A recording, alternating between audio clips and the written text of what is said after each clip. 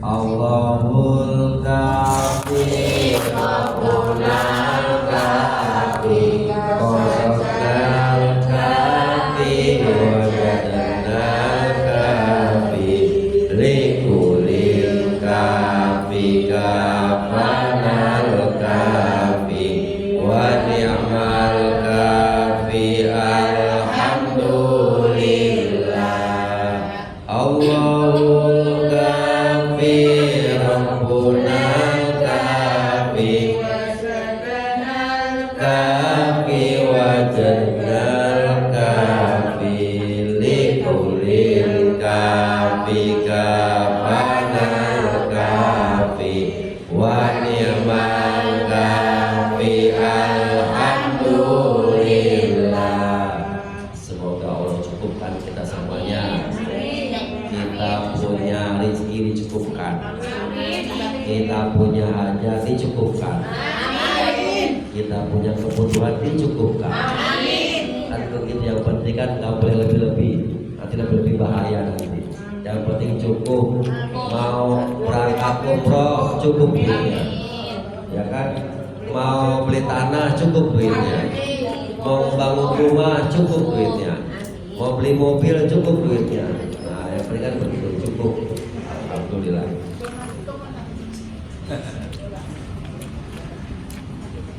Alhamdulillah, hari ini kita tadi sudah manakiban. Sekarang kita ngaji. Ngaji itu tidak usah lama-lama, yang penting kena. Ibu kan sukanya yang panjang apa yang pendek? Yang pendek apa yang panjang sukanya? Jadi begini Bun, dulu sebelum Nabi Muhammad lahir itu zaman jahiliyah. Zaman jahiliyah itu ibu-ibu, mohon maaf, tidak ada harganya sama sekali. Bahkan ketika ada saudaranya lahir, ketika zaman jahiliyah, ketika ada tetangganya lahir, saudaranya lahir, ditanya perempuan apa laki-laki. Bahkan ada satu sahabat yang sebelum itu menjadi sahabat Nabi, itu lahir anaknya dikubur hidup-hidup. Lahir anak yang perempuan, malu, saking malunya dikubur hidup-hidup. Itu zaman jahiliyah. Alhamdulillah, ketika Nabi lahir, Nabi Muhammad SAW, dan Nabi sendiri mengikrarkan diri, Nabi sendiri mengikrarkan dirinya. Hadis yang diriwayatkan oleh Imam Ahmad mengatakan, innama buistu liutammima makarimal akhlak. Jadi sungguh, katanya Nabi, aku diutus, kata Nabi Muhammad SAW, aku diutus ke muka bumi ini oleh Allah Subhanahu Wa Taala, tidak lain dan bukan, tugasnya hanyalah menyempurnakan akhlak. Maka ketika Nabi lahir, maka perempuan dihormati. Maka perempuan dihormati. Maka yang paling bersyukur atas kelahiran Nabi Muhammad harusnya adalah ibu-ibu. Ya, karena ibu-ibu dihormati dan ditinggikan derajatnya.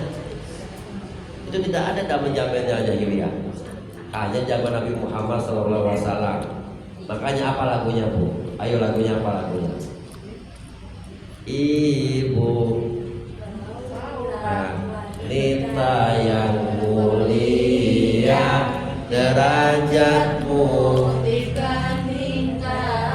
dibanding ayah, mengandung, melahirkan, mengandung lagi.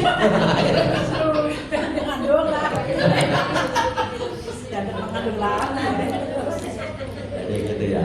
Ya nggak apa-apa, mengandung lagi banyak anaknya ya.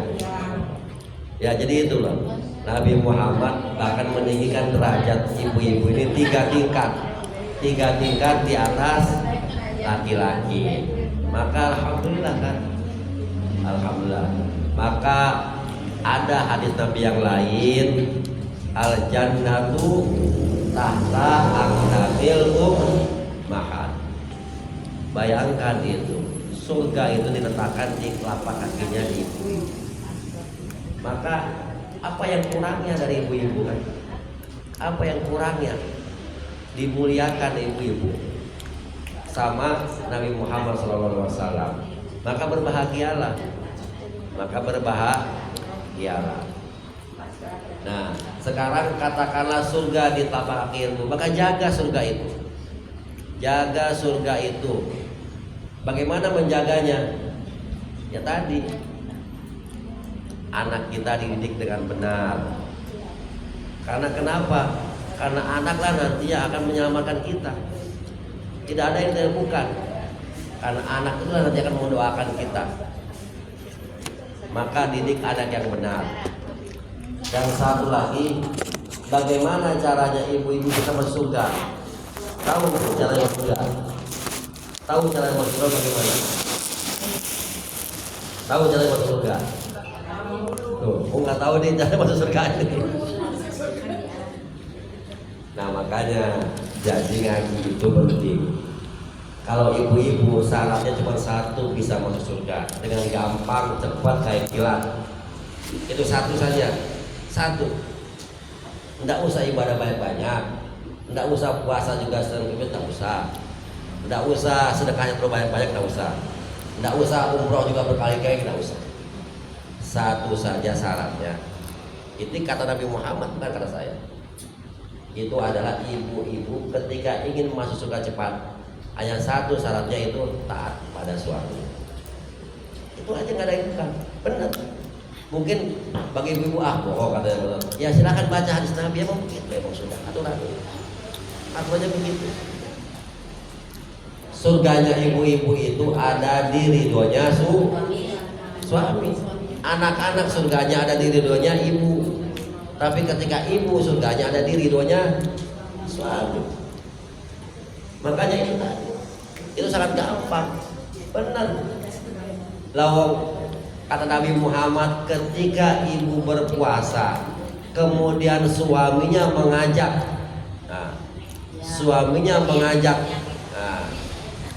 ya dibatalkan puasanya. Kan begitu. Bayangkan ini. Bayangkan ini. Ketika ibu-ibu sholat tahajud, suaminya ngajak, ya layani dulu, jangan sholat tahajud dulu. Bener ini. Bukan kata saya ini. Bukan kata saya ini. Kata Nabi Muhammad. Makanya ibu-ibu kan tadi dimuliakan sama Nabi Muhammad. Maka Nabi Muhammad kasih syarat ini. Apalagi ngajak duluan. Syaratnya ini syaratnya bener. Ini nggak bohong-bohong. Dulu saya cerita, ketika Nabi Muhammad sholat itu digoda sama Aisyah. Nabi Muhammad sholat digoda sama Aisyah. Oh, Aisyah pengen ngajak Nabi Muhammad, pengen, Nabi Muhammad sholat terus ada gitu. Nabi Muhammad kan pengen, Aisyah pengen. Itu Aisyah malah yang menawarkan diri. Ini kira-kira ibu-ibu kadang-kadang sholat diajakin malah ngambek-ngambek sama bapaknya, malah malas-malasan. Padahal dulu, capek ini godaan ini.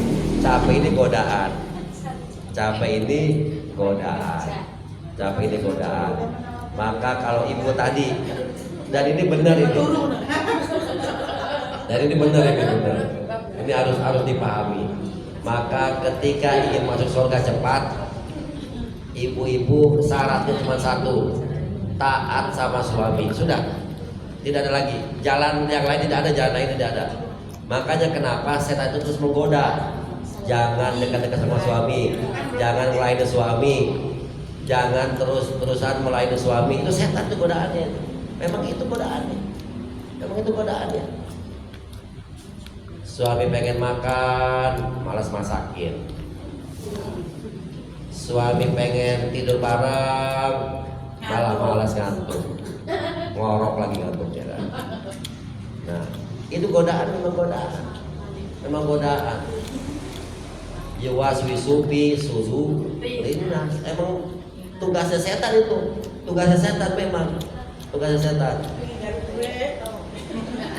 Ya kan gitu. Tugasnya setan itu tugasnya setan itu. Tugasnya setan. Jalan-jalan sama suami biasa-biasa aja. Ketika pengajian wanginya minta ampun. Itu godaan juga, ini godaan. Godaan. Nah memang kadang-kadang ya seperti itu. Kita ini harus meluruskan sekarang. Maka saya kalau ngaji di ibu-ibu ya begini. Susahnya begini. Saya juga kadang-kadang nasihatin istri saya begini. Ya begini repot, emang repot. Memang tugasnya kita itu meluruskan. Tapi kan kadang-kadang kan nggak bisa. Tapi tengah-tengah ngaji, tak ajak ngaji di sana, baru dia ngerti. Ya memang tidak ada jalan lain selain jalan itu. Dan jalan itulah yang ditujukan sama Nabi Muhammad SAW. Dan jalan itu sebenarnya jalan yang paling mudah, enak, nikmat. Tapi kan kadang-kadang kita nggak bersyukur dikasih jalan mudah. Maka di momen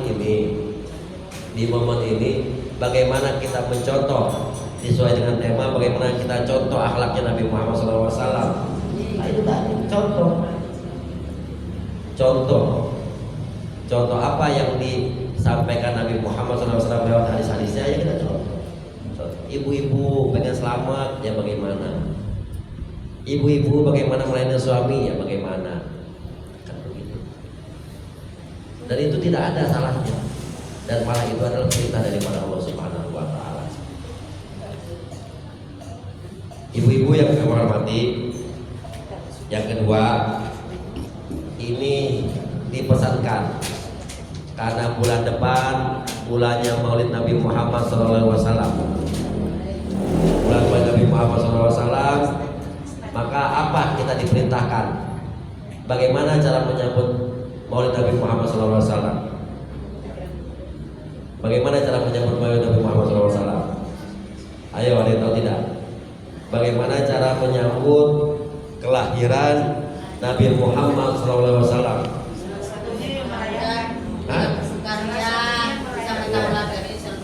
Iya. Alatnya terus. Selamat ya. Inilah landasan kenapa kita bermaulid. A'udzubillahi minasyaitonirrajim. Bismillahirrahmanirrahim. Tabbat yada abi lahabin wa tab. Ma agna anhu maluhu wa makasab. Saya selana ronda talahabi wa muratuhu hammalatal hatab fi bibiya hablum memasa. Ada yang tahu surat Al-Hab ini bagaimana ceritanya? Ada yang tahu? Kenapa? Kok? Ya, kenapa? Ayo. Kenapa? Kenapa Abu Lahab? Siapa Abu Lahab? Pamannya Nabi Muhammad. Terus kenapa kok bisa dia dicantumkan namanya dalam Al-Quran? Kenapa? Kenapa? Membenci. Membenci Nabi Muhammad dan kita untuk membunuh, membinasakan. Membinasakan. Apa ya? Halangi syiarnya. Ya. Jadi gini ceritanya. Abu Lahab ibu pamannya Nabi Muhammad SAW. Kenapa Abu Lahab itu kok diceritakan dalam Al-Quran? Dan ceritanya itu sangat tragis. Tragisnya tabat syada abi lahabi wa tab. Celakalah katanya. Celakalah Abu Lahab, masuk ke dalam neraka. Dan juga berbareng-bareng dengan istrinya. Berbareng-bareng dengan istrinya. Padahal apa kurangnya Abu Lahab waktu itu? Dia kaya, pangkatnya tinggi, segala macam. Tapi kenapa? Karena tadi beliau itu selalu merintangi dakwah Nabi Muhammad SAW. selalu berdua itu selalu memfitnah, menggibah Nabi Muhammad SAW, hingga akhirnya Allah balas dengan dimasukkannya Abu Lahab ke dalam neraka. Tapi ada satu waktu, ada satu amalan Abu Lahab yang meringankan siksanya di neraka. Kenapa diringankan siksa di neraka? Dia bergembira saat kelahiran Nabi. Iya, dengan apa bergembiranya? Menggendong. Keliling Ka'bah gitu. Apalagi? Gimana? Jadi dulu ketika hari Senin 12 Rabiul Awal, ketika Nabi Muhammad lahir, perang di rumahnya Nabi Muhammad SAW, maka dia mengutus dulu budaknya namanya Suwaibah berkunjung ke rumahnya Nabi Muhammad. Ada apa katanya? Kok di rumah Aminah kok terang benderang katanya. Diutuslah Suwaibah untuk ke rumahnya Siti Aminah. Suwaibah pulang melihat kain Nabi Muhammad SAW, bergembira dia Suwaibah, mengabarkan kabar gembira ini kepada Abu Lahab. Dikabarkan kepada gembiranya itu, ya Abu Lahab katanya gitu kan, keponakanmu telah lahir. Apa jenis kelaminnya? Laki-laki. Bangga kan laki-laki, karena laki-laki kan dihargai kalau di Arab. Saking gembiranya Abu Lahab mendengar kabar dari Suwaibah itu, maka Suwaibah budaknya dimerdekakan oleh Abu Lahab. Dimerdekakan. Itu ibaratnya budak itu kalau dimerdekakan harganya berapa itu harganya? Harga budak dulu kan budak kan dijual belikan. Jual belikan. Itu kalau diukur sekarang mungkin sekitar kurang lebih satu mobil Innova mungkin 300 jutaan lebih satu budak itu. Tapi hari itu karena dia gembira menyambut lahir Nabi Muhammad SAW, dia memerdekakan budaknya namanya Suwaibah. Bayangkan Allah catat itu menjadi amal baik. Allah catat itu menjadi sodakohnya Abu Lahab. Saking mendengar lahir Nabi Muhammad SAW, maka itulah dalilnya. Dalilnya kita bergembira menyambut lahir Nabi Muhammad SAW. Sekarang bulan Maulid nanti besok, maka bergembiralah menyambut kelahiran Nabi Muhammad SAW. Maka sodako ada acara di mana-mana ya sodako. Jangan takut. Lalu itu faktanya sudah ada. Abu Lahab saja dia sodako ketika lahir Nabi Muhammad SAW, diampuni dosanya setiap Yaumul Isnain. Maka kata Syekh Muhammad itu, bagaimana kalau kita yang mengaku umat Nabi Muhammad yang bertauhid, ketika mendengar Maulid Nabi Muhammad SAW kemudian bergembira, mungkin kita dosanya diampuni oleh Allah Subhanahu Wa Taala karena kita bergembira dan juga bersedekah untuk bisa merayakan Maulid Nabi Muhammad SAW. Dan mudah-mudahan kita ini semuanya nanti diakui menjadi umat-umat Nabi Muhammad SAW. Amin ya rabbal alamin. Itu saja dari saya. Jadi mari sama-sama kita niatkan, ibu-ibu ini diniatkan Bu, karena kuncinya dua ini. Anak bisa sukses karena tirakatnya ibu-ibu. Karena tidak ada yang bisa menyelesaikan anaknya kecuali ibu-ibu. Benar itu. Karena kenapa tadi? Al-jannatu tahta aqdamil ummahat. Dan juga ibu-ibu tidak bisa masuk surga cepat, kilat. Syaratnya cuma satu apa? Taat pada suami. Nah, ayo taat pada. Nah, sekarang mari sama-sama kita lihatkan. mulai hari ini saya akan taat kepada suami saya. Pakai bahasa Indonesia aja kalau yang gampang. Ayo sama-sama. Ayo sama-sama. Nggak usah ada kutip, nggak ada kutip. Nggak ada kutip. Suaminya bagaimana ya? Nggak ada. Nggak ada kutip, nggak ada. Enggak, maksudnya hari ini kutipnya enggak. Kadang kan kita itu mohon maaf. Oke. Tidak, saya mewakili bukan saya. Kan ada suami kadang-kadang yang tidak merestui, mohon maaf, merestui istrinya yang untuk ada yang berjilbab itu kadang-kadang dilarang. Kan ada suami yang kayak gitu, melarang istrinya untuk ikut pengajian, perkumpulan kayak gitu. Lah itu bagaimana kita harus bagaimana gitu. Itu ada tanda kutip, makanya saya tanya. Nah, jawabannya kan maka belajar pada sejarah. Dulu siapa namanya istrinya Firaun?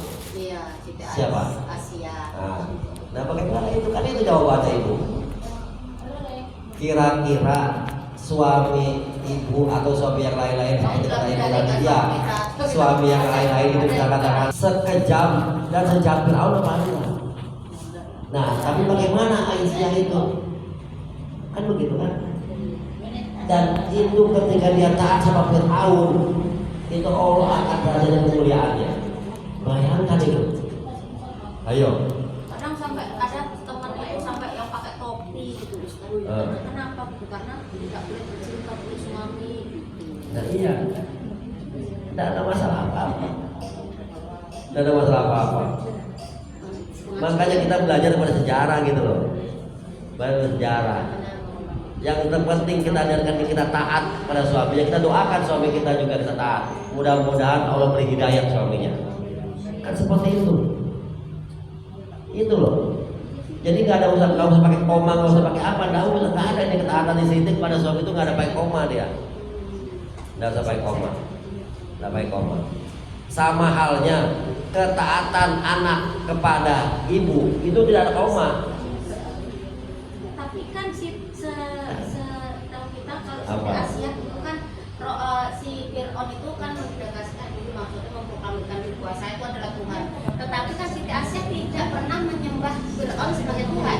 Tetap beliau menyembah Allah sebagai Tuhan. Berarti kan itu tidak taat, termasuk tidak taat itu Siti Asia itu kepada suaminya itu si Fir'aun. Karena Siti Asia tidak pernah kan menyembah atau ini kepada Fir'aun. Nah, Ini lagi. Dulu itu bukan hanya Fir'aun menyembah, tidak. Itu saking kejamnya Fir'aun itu menyiksa Aisyah. Dia tidak boleh beriman kepada Allah Subhanahu wa taala, tidak bisa beriman kepada Allah Subhanahu wa taala, tidak boleh berbuat baik kepada yang lain-lain. Bukan hanya untuk menyembah dirinya, tidak. Bukan. Itu urusan Fir'aun dengan Tuhan. Dia menganggap dirinya karena dia tidak sakit-sakit, dia menganggap dia Tuhan. Tapi istrinya itu dia nggak disuruh menyembah dia, bukan. Dia suruh mentaati apa yang Fir'aun mau. Dia harus menyembah berhala, Aisyah berbuat berhala. Begitu kan? Nah, kalau istri suruh berbakti sama suami, Ya. taat sama suami, Ya. suaminya nggak ngerti sama istri, terus lagi pula suaminya selingkuh, tidak menghiraukan istri